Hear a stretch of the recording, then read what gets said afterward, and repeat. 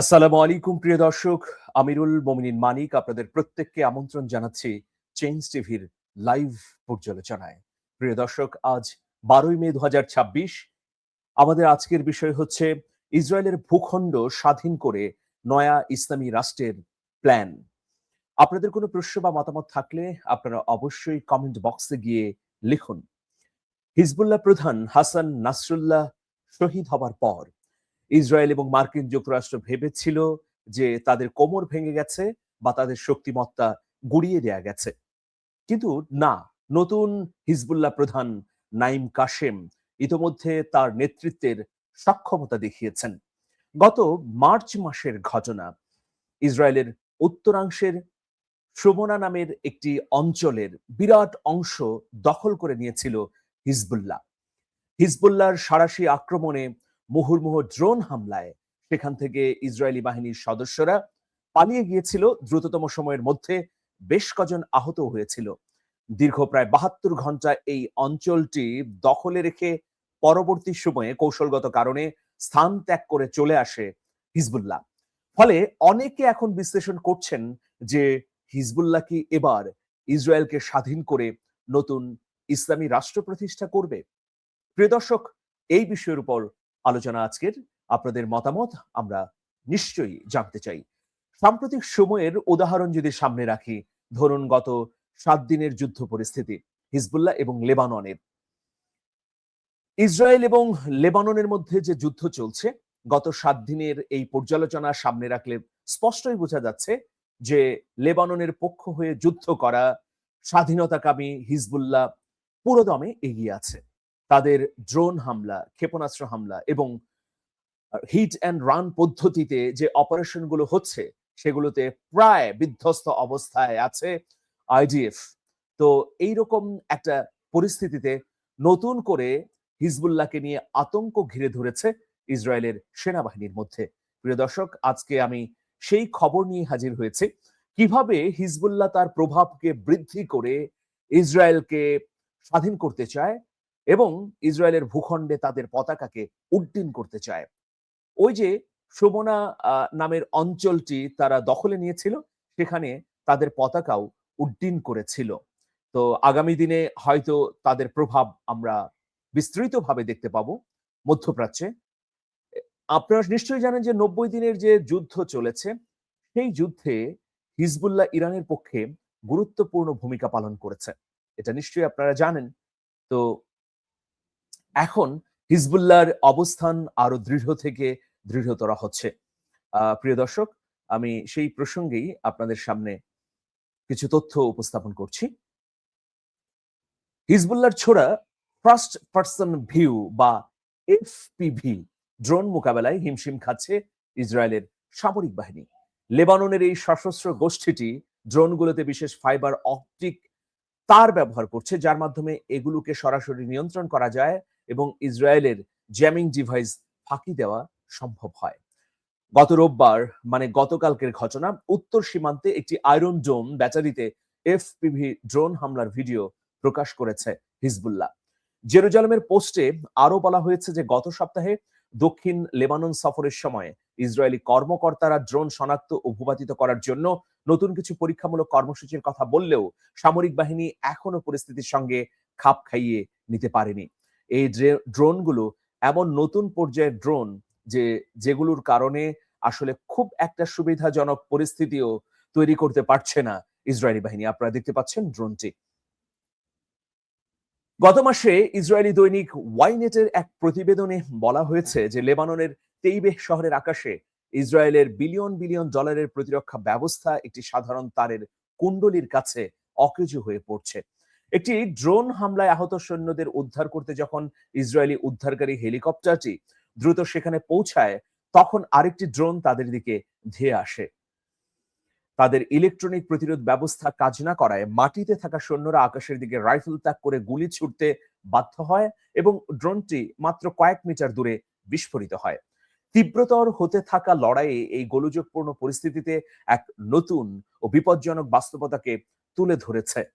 Lebanese সশস্ত্র সংগঠন Hezbollah রণাঙ্গনে এক নতুন সমরাস্ত্রের প্রবর্তন করেছে, আর তা হলো সরাসরি ফাইবার অপটিক তার দিয়ে নিয়ন্ত্রিত এফপিভি অ্যাটাক ড্রোন।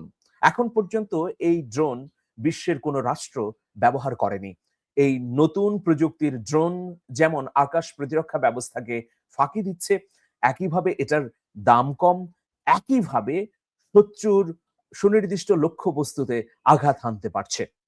গতানুগতিক ড্রোনের মতো এগুলো রেডিও ফ্রিকোয়েন্সি বা স্যাটেলাইট সিগন্যালের উপর নির্ভর করে না, বরং এই উন্নত ড্রোনগুলো ফাইবার অপটিক তারের মাধ্যমে সরাসরি কন্ট্রোল স্টেশনের সঙ্গে যুক্ত থাকে। এই তার 10 থেকে 30 কিলোমিটার পর্যন্ত লম্বা হতে পারে, যা ড্রোনটিকে অনেক দূরের লক্ষ্যবস্তুতে পৌঁছতে সহযোগিতা করে। যেহেতু এতে কোনো ওয়্যারলেস সিগন্যাল নেই, তাই ইসরায়েলের অত্যাধুনিক ইলেকট্রনিক ওয়ারফেয়ার জ্যামিং সিস্টেমের মাধ্যমে এগুলো থামানো অসম্ভব।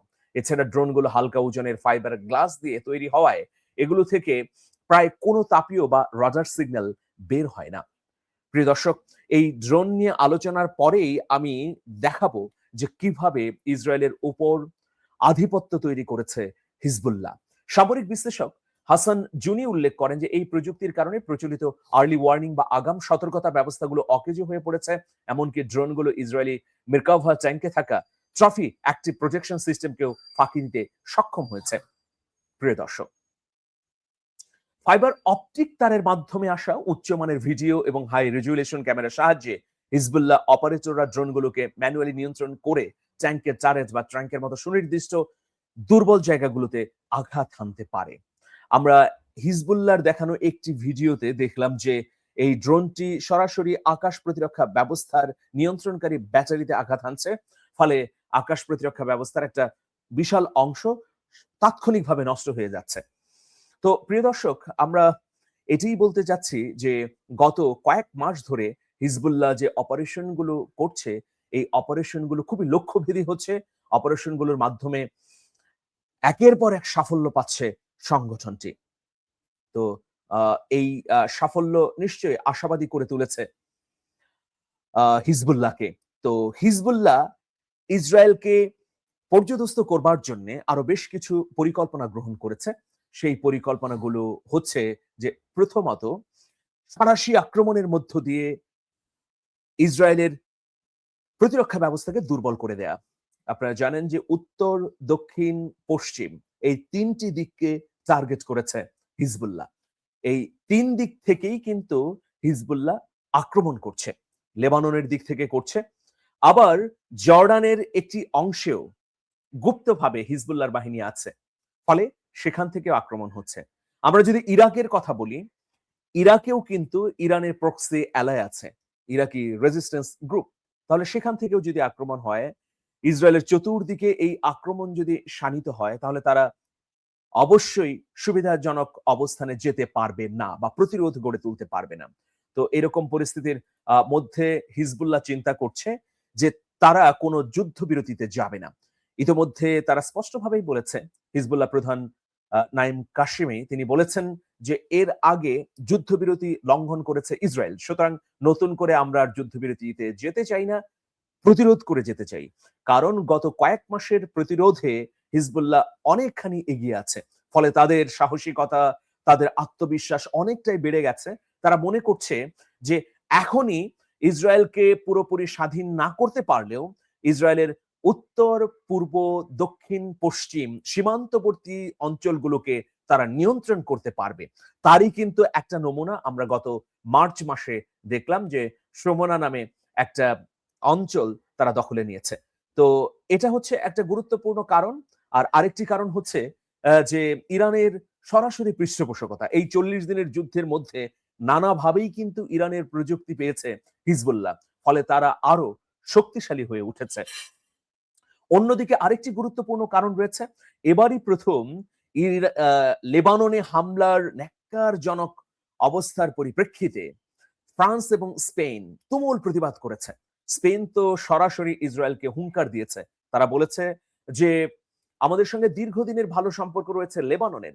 লেবানন আক্রান্ত হলে আমরাও আক্রান্ত হই, বা লেবাননের সঙ্গে আমাদের শিক্ষা, চিকিৎসা, স্বাস্থ্য নানা বিষয় নিয়ে এত সম্পর্ক আছে যে কেউ যখন লেবাননকে আক্রমণ করবে তখন অবশ্যই আমাদেরও প্রতিরোধ করার দায়িত্ব পড়ে।